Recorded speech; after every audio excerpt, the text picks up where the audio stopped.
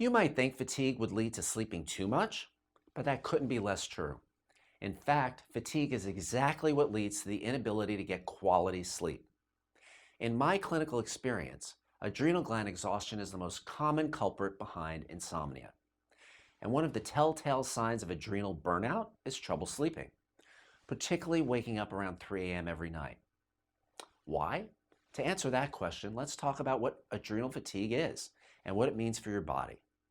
In simple terms, adrenal exhaustion sets in when stress overwhelms these glands' ability to generate key fight or flight hormones like adrenaline and cortisol. Your body releases these hormones to put on alert in the face of danger, whether it's a physical threat, illness or injury, a family crisis, or even just rush hour traffic. It's all the same to your body.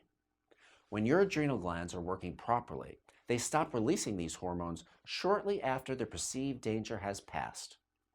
But if you're under too much stress for too long, things start to go haywire. Your cortisol levels stay high, your body stops listening to it properly, and eventually your adrenal glands burn out and stop producing enough stress hormones, even when you need them. And it's this confused state that's really driving your insomnia. Cortisol in particular plays an important role in managing your body's restorative sleep cycles. When you're healthy, cortisol levels peak around 8 a.m. You hop out of bed, ready to start the day, and you don't even reach for the snooze button on your alarm.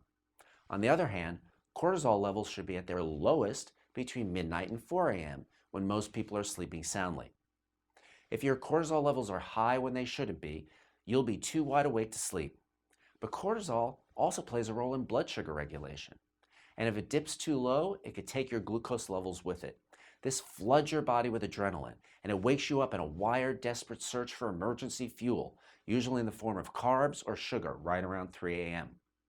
So those middle of the night fridge raids, well, they actually point to some serious hormone problems.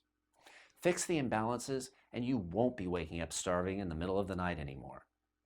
I wrote an article about adrenal fatigue in the April 2013 issue of my newsletter. Check out the link below to get subscriber access. And the protocol I outlined in that article is still the best starting point for treating adrenal fatigue. Until next time, I'm Dr. Fred.